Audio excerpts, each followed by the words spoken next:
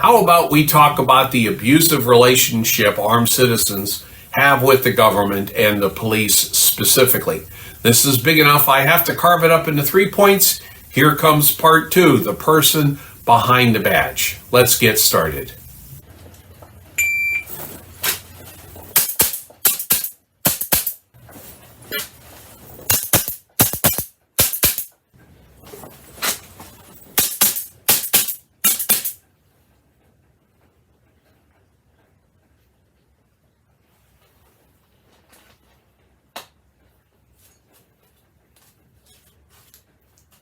Hey everyone, welcome to The Armed Citizen, a channel focused on giving you content that I wish I had known when I first started carrying some 30 years ago. Please like, share, subscribe, and comment. I learned from both positive and negative comments, so please give me your honest opinion. Let's get into the content. Before I get into the details here, let me say I am not a lawyer. I don't play one on TV, and I did not stay at a Holiday Inn Express last night. The points I am discussing are very general legal concepts and can vary widely from state to state and even town to town. If you want the real deal, there's hundreds of lawyers on YouTube and Rumble who talk knowledgeably and at length and in depth about this. Please do not accept my interpretation of these concepts as gospel until you have consulted a real and local attorney. You can believe me once the lawyer has parroted what I've told you.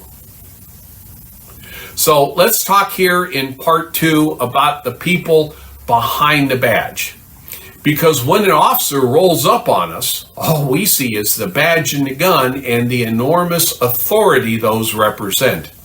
Now here's a clip from Dragnet 1969 where Friday and Gannon were doing some public relations on a local TV show. This is during the closing of the show and goes to everything I'm going to relate to you. We're not machines. If we were, maybe we'd never make mistakes. We'd never overreact, never make errors in judgment. Unfortunately, we're human beings, not computers. Now, the book tells us to use the force necessary to apprehend the suspect. How much force is necessary? No computer can make that decision when you're chasing an armed suspect down a dark alley. A man has to make that decision, and he has to make it fast.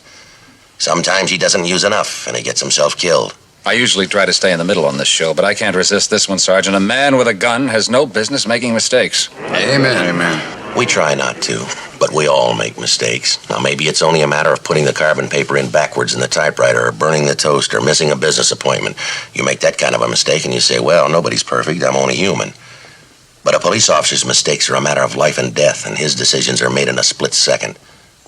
Give him some credit for having the guts to make those decisions, his job and his life riding on each one of them. And keep in mind, he's not asking for your applause. He knows you reserve that for ball players and movie stars. He's only a guy doing his job, and all he'd really like is a little common courtesy and some respect. A lot of Friday's points go to you and I as well. Hopefully we don't have to make those split-second life and death decisions on a regular basis like police do. The men and women behind the badge deserve a basic level of courtesy and respect. All people do. The amount of courtesy and respect you offer to the officer should be directly proportional to what they give to you. Just, that only goes so far. What we should understand and take into consideration, I'm sure you've heard of the phrase, we rise or descend to the level of the 5 people closest to us. We're going to achieve more if we're hanging around with Elon Musk, Jeff Bezos, Vivek Ramaswamy, and people of that caliber. We'll do better than if we're hanging out with Billy Bob, Joe Bob, and Bob Bob. The police constantly interact with the dregs of society, and so they run the risk over time of going bad. The most important part you always need to remind yourself is when interacting with any law enforcement officer are these points. They are sheepdogs. You have sheep, the regular citizen, you have the wolf, the criminal, and you have the sheepdog, which stands between them and which stands between the wolf to protect the sheep. And sometimes the sheepdogs have to nip at the sheep when they get a little too rowdy. So second, the police are trained to lie to you. You must not believe a thing they say because they will lie to elicit an emotional response or an excited utterance, defense response. And notice your words and your expression to use it against you. If you're doing 65 and a 55, a cop might roll up to you and say, "Hey, I clocked you at 75. At which point you give an excited utterance, "Officer, that can't be. I was only doing 65. There you go. You just admitted to doing 65 in a 55. Had you kept your mouth shut, the officer might have given you 64 in a 55 to give you a break, or maybe even just a warning. If you've never gotten a speeding ticket or you don't remember the last time, it's one fine if you're like 1 to 5 over the limit, more for 6 to 10 and 11 to 15 and so on. Second, police are trained not to trust civilians. If you're not a cop, you're a criminal. They just don't know what law you've broken yet. Third, the officer is not your friend. He's playing your friend or being friendly so you can open up to him.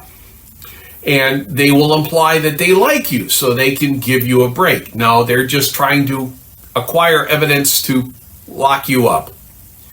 Now, even if you know the officer personally, they're not your friend if they're asking you questions. So just because they're being friendly to you, that does not mean you answer their questions. That being said, there's a polite way to respond, and that is, I don't answer police questions. You got anything you want to say about that? I don't answer questions. Would you mind telling us why? I don't answer questions. Okay. See ya. We'll come back later. Okay.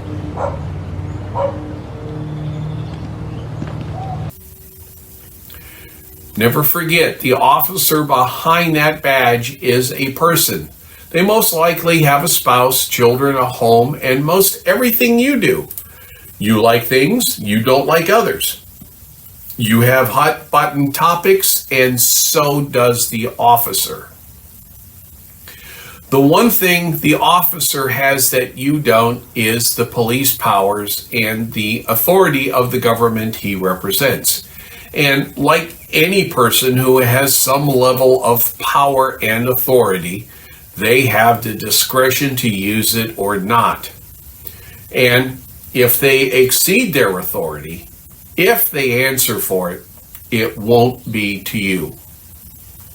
Now, I'm not implying that I don't want you to be afraid of the police or any law enforcement officer. Concern, caution, yes. Panic, depends on the situation. Just remember, there's a person under that uniform. And I think it's important to separate between professional anger and personal anger. The police come to your work or home because they have a complaint against you. They believe you did the thing, but they don't have any evidence.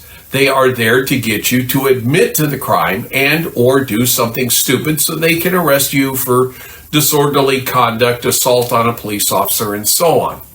Now, you should know your rights, what to say and do, and what not to say and do. If you remain calm and do things properly, the officers not getting you to mess up can cause professional anger. calling their spouses unwashed and diseased professional sex workers and so on might invoke some personal anger, leading to an officer giving your kidneys a deep tissue massage with his baton. However, the officer's relation of the events will probably be believed more than yours without video evidence. And they have a wide latitude on methods they can use to get you to comply. So don't count on goading the officer into exceeding his authority and giving you a case for police brutality. The officers are just as subject to bias and prejudice as you and I. We all tend to believe the first version of events we hear until hard facts contradict the story. As a scenario, let's say you're at a gas station at night and a couple of criminals come along and try to rob you and steal your vehicle. You show your weapon and they run away. Call the police immediately, because those criminals just might be doing the same. If the police hear their story first and you don't tell yours, your side of events, you're the one that might get arrested with a charge of assault with a deadly weapon until they see the video from the station's cameras. Next week, we're going to talk about, in broad brush strokes, a police encounter scenario. Until then, y'all have yourselves a wonderful day. Thank you for watching the entire video. If what I discussed here was valuable to you, I ask that you like, share, and subscribe, and maybe drop a few coins in my tip jar to keep me in ammo. Thank you.